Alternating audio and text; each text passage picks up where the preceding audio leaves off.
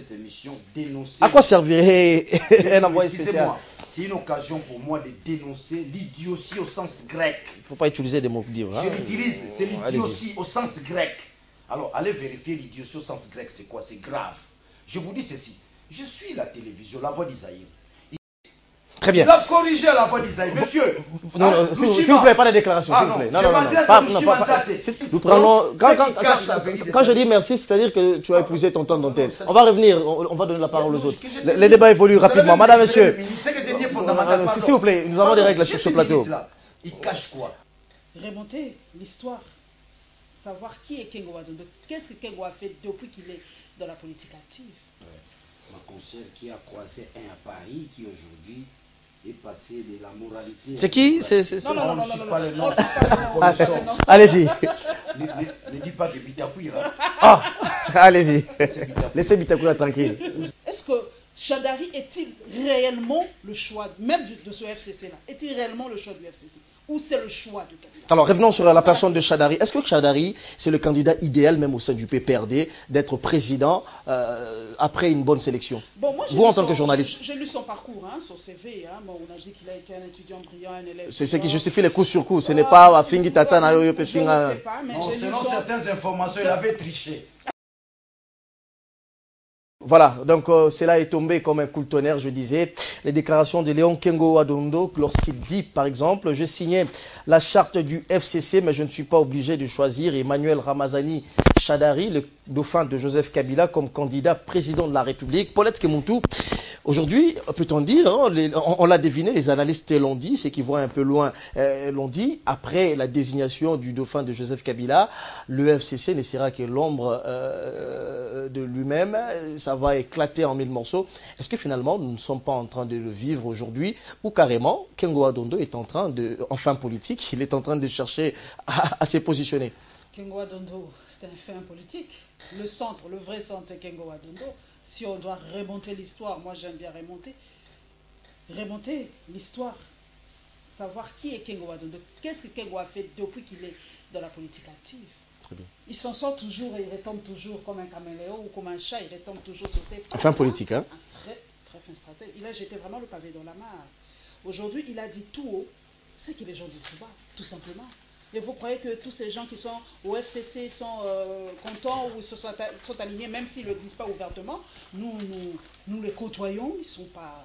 Non, mais attendez. Mais Kengo a osé, même s'il a dit sur RFI, il a quand même dit, il n'est pas obligé de voter Chadari. Il a dit, et je suis sûr que même ceux du FCC ne le voteront pas, s'ils ne sont pas obligés, mais ils ne le feront pas.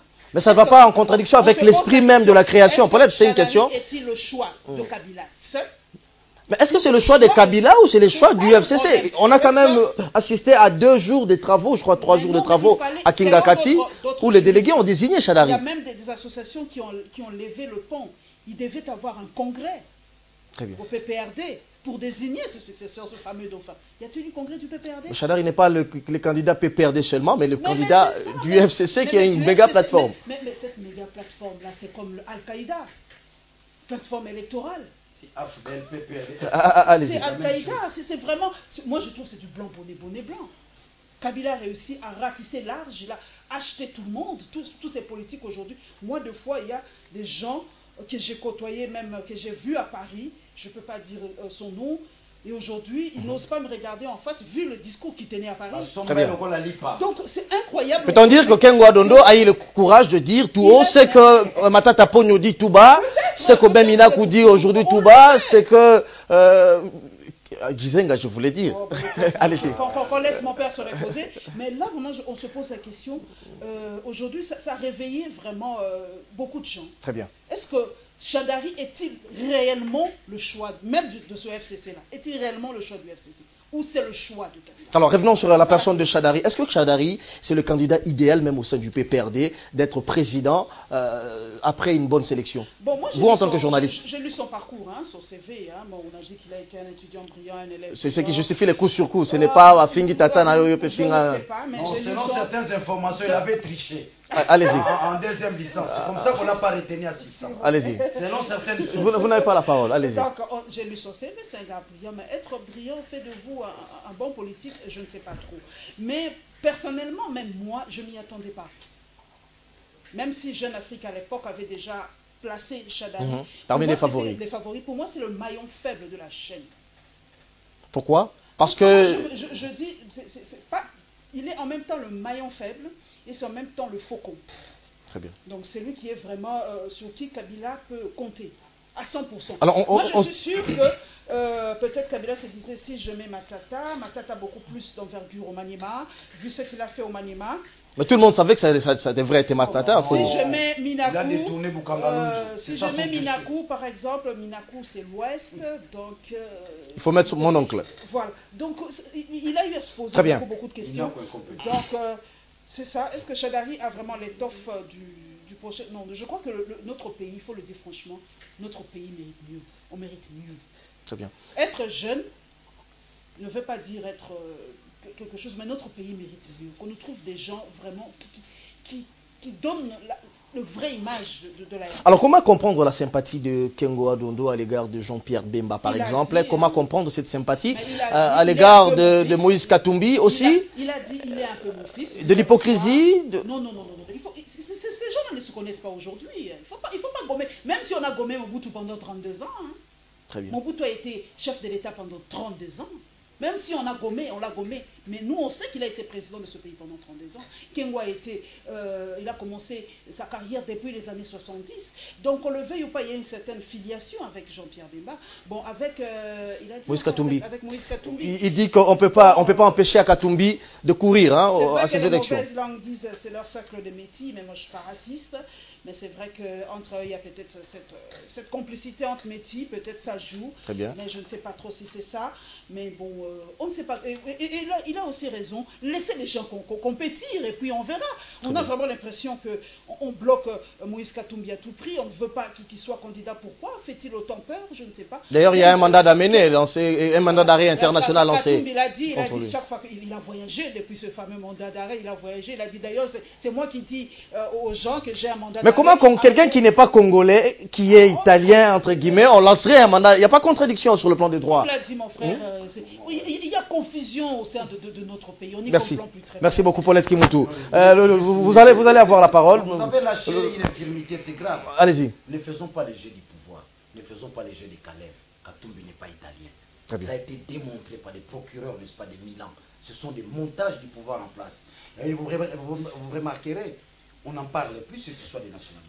Merci beaucoup. Hier, vous verrez des Makoloko Tambola, des Papi Tamba, tous ces flatteurs, n'est-ce pas, très bien, communicateurs de la majorité. Louis-France, c'est démontré noir sur blanc. On va revenir. Katumbi est congolais. On va revenir sur ça. Louis-France Kousikessa, Léon Kengo Adondo qui sort de son silence, il dit clairement, il est membre du FCC et pas n'importe quel membre. Lorsqu'il dit par exemple qu'il a signé la charte du FCC, mais il n'est pas obligé de choisir Emmanuel Ramazani Shadari comme... Il a signé cette charte pour crédibiliser. Le mot était... Très bien, pour crédibiliser, a-t-il dit. Voilà. Alors, aujourd'hui, peut-on dire que le FCC est en voie d'éclatement, hein? D'ailleurs, on l'a vu en prélude avec Totondi Nanoute, Kabila Totondi Ote, Kinkei Moulumba, qui est bien évidemment est parti. Est-ce que peut-on dire aujourd'hui que c'était juste un conglomérat d'aventuriers, le FCC, et aujourd'hui, ceci explique cela? Bien, merci beaucoup. Je crois qu'il y a beaucoup de recadrage à apporter. Je voudrais rapidement corriger les propos de Lambert Mendes, un grand frère que je salue d'ailleurs, mais qui est tombé dans la médiocrité. Allez-y, répondez s'il vous plaît. Répondez à ma question. Oui, je reviens. Il faut recadrer parce qu'on ne peut pas laisser des téléspectateurs dans les erreurs. Très bien. Il y a des problèmes. Vous n'avez que 3 minutes, hein, comme Paulette l'a fait. Je crois que tu liseras cette fois-ci de la justice. Allez-y. Et avoir le même temps d'antenne. Allez-y. J'étais en train de parler quand Lambert Mende dit Joseph Kabila ne parle pas trop. Il prend Joseph Kabila comme qui? Comme son enfant à la maison ou comme un... Nous avons évolué, hein? Évoluons aussi par rapport au sujet. Ça veut dire que le départ de Joseph, les parler de Joseph Kabila est d'abord circonstanciel. Joseph Kabila étant un officiel de l'État, il y a un discours légal. Ce sont des impératifs. Quand Joseph Kabila parle, il ne parle pas comme un monsieur de la rue. Il parle selon les exigences constitutionnelles, selon les exigences légales. Il ne faut pas le dire, Joseph Kabila ne parle pas. Il ne parle pas comment? Parce que quand il doit parler au regard des contraintes, au regard des impératifs qui lui sont reconnus par les lois de la République, Très tant bien. au niveau national qu'au niveau international. Très bien. Alors, j'étais en train de parler encore d'un autre élément sur le discours, vous l'avez posé la question sur Léon Kengo Wadondo. Il y a des éléments à dégager. Mais, souffrez que je vous souffle un élément très important. Allez-y, allez-y. Sur Moïse Katumbi, vous l'aviez lâché, sinon je risque de l'oublier. Vous avez parlé de la nationalité. Je suis en train de parler ici des deux bases légales, parce que ici nous sommes en droit. Deux bases légales qui régissent et qui reconnaissent le caractère éligible et inéligible d'un candidat. Ce n'est pas au niveau spéculatif, ce n'est pas au niveau d'affabulation des individus qu'il faut juger. Daniel Saf n'est pas éligible, Madame Paulette n'est pas éligible. Non, c'est au niveau du droit, au niveau de loi. Nous avons ici l'article 10. L'article 10 qui a cité le deuxième alinéa sur le caractère éligible. N'est inéligible que celui qui a été condamné par un jugement définitif et irrévocable. Peut-être Lambert Mende ne comprend pas. Qu'est-ce qu'on appelle jugement définitif et irrévocable? C'est quoi? C'est lorsque vous ne pouvez plus aller en appel. C'est lorsque vous ne pouvez plus introduire une requête exigeant la réduction d'une peine, soit la réduction, l'effacement de la peine. Et lorsque vous aviez été condamné, directement vous allez en prison. Très bien. En ce moment, vous n'êtes pas inéligible. Mais sur quelles infractions? L'article 10, le 3e, 4e, 5e alinéa ont fait expressément allusion aux infractions. Ce n'est pas parce que quand tu as mangé les foufous d'autrui, tu as été condamné que tu n'es pas éligible. Non. Des infractions telles que des crimes contre l'humanité. Vous avez des infractions comme l'exploitation illégale des ressources naturelles.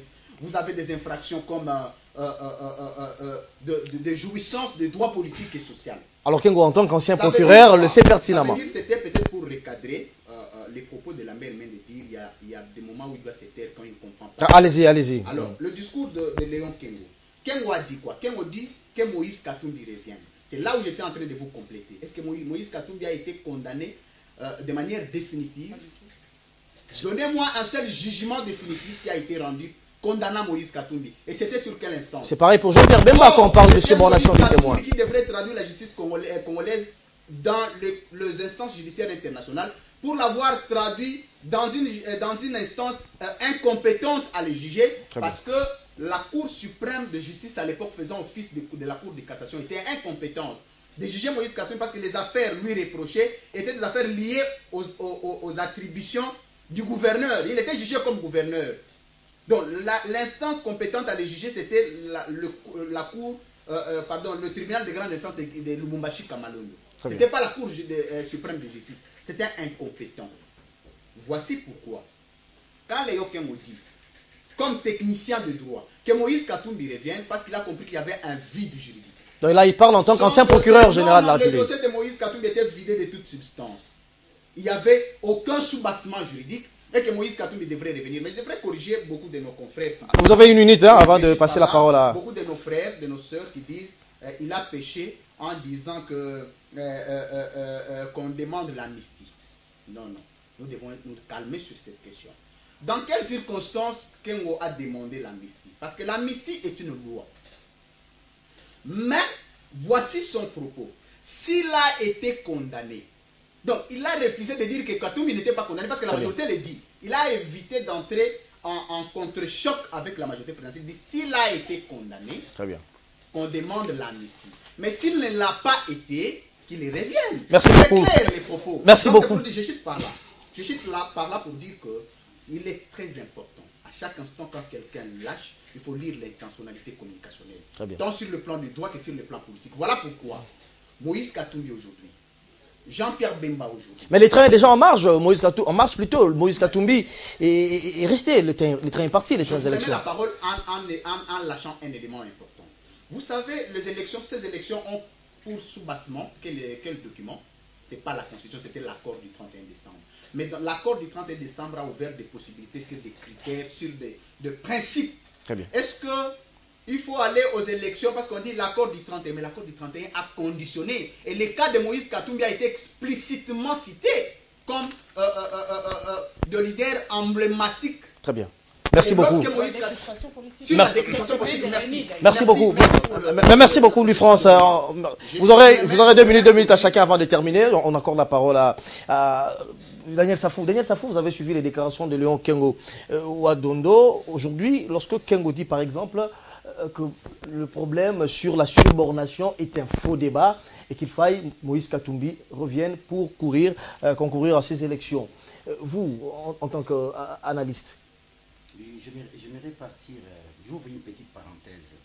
La classe politique congolaise est catégorisée, n'est-ce pas, de deux types de personnes. Là, c'est juste pour rejoindre ma conseillère qui a croisé un à Paris, qui aujourd'hui est passé de la moralité... C'est qui? On ne cite pas le nom. Allez-y. Ne dis pas que Bitakuira. Ah, allez-y. Laissez Bitakuira tranquille. Nous avons les immoraux et les moraux. Les immoraux, ce sont ceux-là qui vivent sans honte. Les immoraux. Hier, il peut être opposant. On peut les débaucher. S'il faut le dire à Lingala, bako somba bande konabiso lokola mapa. Basombi lokola lipa. Basombi lokola Thompson a weze. Thompson a combien? 200. Pesanga mipiko wala. Ça, ce sont des immoraux. Mais il y a aussi des moraux. Quand j'écoute mon confrère, jeune qu'il est, je te rassure, je te promets, ce n'est pas une profession. Il ne faut pas le corrompre, il faut réfléchir. Le régime qui sera le porte-parole. Non, il ne faut pas le corrompre. Non. Là, tu parles comme un politique. Je te l'ai dit. Daniel, vous vous épuisez votre état d'antenne. Allez-y. Bien que celui-là. Allez-y. S'il vous plaît. Non. Ça, c'est une parenthèse. Je risque de te demander de retirer. Nous battons pour ça. Je risque de te demander de retirer ces propos.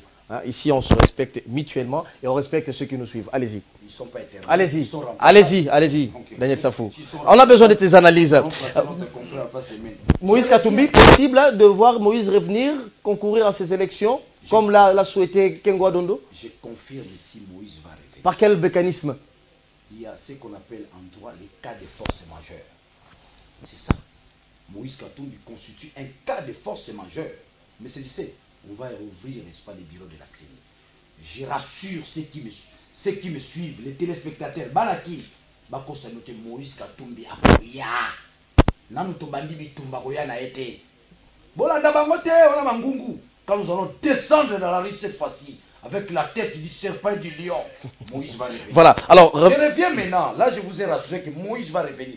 Personne n'a le pouvoir. Sans nous dire par quel mécanisme il va venir. Je vous ai parlé des cas de force majeure. Les cas de force majeure. C'est-à-dire, précisément. Regarde, vous faites allusion à quoi? Il y a la SADC qui a besoin, n'est-ce pas, de la sécurité au niveau de la sous-région, qui tient mon ricus là-dessus. Il y a une expression aujourd'hui au niveau de la communauté internationale qui rassure et qui nous rassure que Moïse va revenir, l'inclusivité. Ramaphosa est revenu aussi sur ça. Je t'ai dit, l'inclusivité. Ça, c'est le paradigme par excellence de la communauté internationale. Kabila n'est pas plus fort que la communauté internationale. Mais il y a un élément très capital qu'a évoqué Kengo, il faudrait le souligner. Il a parlé de la candidature commune de l'opposition, il dit que c'est possible. Non, ce n'est pas Kengo, là, ce n'est pas son aventure. C'est là dans la majorité, les FCC. Regarde. Est-ce que possible? Moi, je vous pose maintenant la question. Non. Possible d'avoir une candidature commune? Laissez-moi répondre. Allez-y. Ne me poussez pas à répondre aux infirmités et aux insuffisances de Kengo. C'est une question... Non, ce n'est pas un modèle pour le moment. Ça m'étonne, il fait l'actualité aujourd'hui par une interview. Ce n'est pas un modèle. Kengo n'est pas un modèle. Vous comprenez? Kengo, c'est un ventrologue. C'est une question... Je voulais dégager les élémentaux. Je voulais dégager les élémentaux qui touchent, n'est-ce pas, à la rationalité. Il faut souligner, Kengo Wadondo, il a enseigné les droits à l'université de Kinshasa. Il faut souligner, Kengo Wadondo, c'est un docteur en droit honoris causa. Il faut souligner, Kengo Wadondo, c'est un grand magistrat pour avoir, n'est-ce pas, géré la magistrature plus d'une fois comme procureur. Vous comprenez? Quand Kengo Wadondo répond à cette question liée à Moïse Katumbi ou à la candidature commune, d'abord, l'aspect rationnel. Là, il répond en tant qu'intellectuel, non en tant que ventrologue, parce que tous ceux qui sont dans le FCC là sont des ventrologues. Très bien. En fait, il y a ceci. Kengo Wadondo se trouve en face de ce que j'appelle la stratocratie. Vous savez c'est quoi la stratocratie? Allez-y. La stratocratie, c'est ce gouvernement-là qui a comme chef un guerrier militaire. Et quand il prend la parole, vous tous vous devez accepter. Iyo, Nakocha Shadari, Iyo chef. Shadari Amanema, Iyo chef. Kaka Dengo Lobi chef. C'est ça la stratocratie. Alors vous voyez quelqu'un comme Kengo Wadondo, même si tu ne veux pas qu'on en parle, on en parle quand même. Vous allez couper les yeux. Si, nous évoluons. Nous évoluons. Kengo Wadondo en intellectuel, il annonce la dislocation imminente du FCC. Il constate. Vous voyez qu'il faut soutenir un candidat d'opposition, par exemple? C'est un regroupement hétérogène et hétéroclite. Possible pour Kengo de soutenir un candidat de l'opposition? Je vous réponds d'abord. Ne me pose pas de questions pour que je réponde brutalement. Allez-y. La réponse se prépare, mon frère. Allez-y. À moins que tu sors le Ngankoi, quand il pose la question, il répond. Allez-y. Comme ça, vous constatez. Allez-y, allez-y. De grammatical. Bon, je reviens, mon frère. Kengo Adondo répond en intellectuel, pas en politique. Non plus aussi en ventrologue. En intellectuel, il constate qu'il y a des infirmités. Il constate que le fait de bloquer Moïse Katumbi, vos élections n'auront pas crédit. Il n'y a pas de crédibilité. Parce que vous vous éloignez, n'est-ce pas, du paradigme de la communauté internationale qui sous-tend de l'inclusivité. Vous ne devez pas vous éloigner là. La communauté internationale est puissante. C'est cette communauté-là qui a placé Kabila en 2001. Il n'y avait pas d'élection. Laurent Désiré Kabila, maire, un bon matin, on nous place un président. Et le président Monamouké, voilà. Voilà, alors maintenant répondez à ma question. Je réponds maintenant à la deuxième question. Kengo Adondo met en relief la peur de la majorité vis-à-vis de Moïse Katumbi. Il met en relief, il montre, il faut le lire, il faut pénétrer la sémantique langagère de Kengo Adondo. Vis-à-vis de Jean-Pierre Bemba aussi. Oui. Non, il montre que, n'est-ce pas, la majorité a peur, n'est-ce pas, de Moïse Katumbi. Dans son langage, il met en relief la peur de la majorité présidentielle. Donc vous avez peur de Moïse Katumbi. Pourquoi d'ailleurs en avoir peur? Laissez-les venir, compétir. Vous comprenez? Ça, c'est un conseil que Kengo Adondo donne, prodigue à Kabila et à la majorité présidentielle. Ça, c'est de deux. Kengo Adondo constate l'irrationalité grave. Très grave. Je vous ai dit, le FCC, pratiquement, c'est un groupe hétérogène et hétéroclite. Ce sont les intérêts là-bas. Les intérêts là-bas, quand ils se retrouvent à Kingakat, très bien. Voilà, Daniel Safou, on va prendre les deux. Merci beaucoup. On va rapidement prendre le... Il n'y a pas à venir avec ces FCC. Ça veut dire quoi? Parce que le problème du Congo aujourd'hui n'est plus nécessairement un problème du Congolais eux-mêmes, c'est aussi un problème du monde. Le monde va s'impliquer jusqu'à pousser Kabila contre mur. Merci. Moïse Akoya, merci beaucoup. Madame, messieurs, cette émission est terminée, mais j'avais accordé une minute à chacun pour clôturer cette émission. Madame, messieurs, c'est un dernier thème, c'est une question que je vous pose.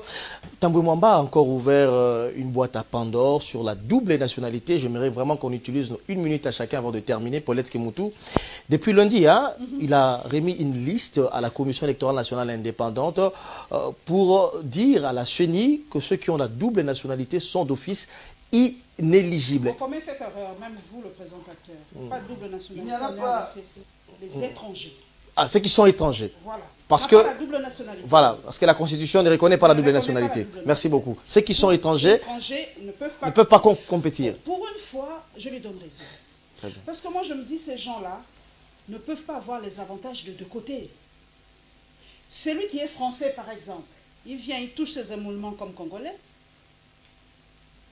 Il va là-bas, il a ses allocations comme Français, il a sa carte de résident, il peut voyager comme il veut. Aujourd'hui, nous autres, nous avons des difficultés énormes à aller en Europe parce qu'on nous octroie difficilement des visas, mais eux, ils ont leur carte de résident, ils ont leurs enfants sont en Europe, leurs enfants sont des étrangers. C'est pas qu'on est contre eux, mais si on doit respecter la loi telle qu'elle, si vous devez être des constitutionnalistes, des gens qui respectent la loi, vous avez opté pour la nationalité, quelle que soit la raison, que ce soit les raisons économiques, que ce soit les raisons politiques et tout ça. Mais restez là où vous êtes. Daniel ne soit pas français, il est alors pourquoi aborder...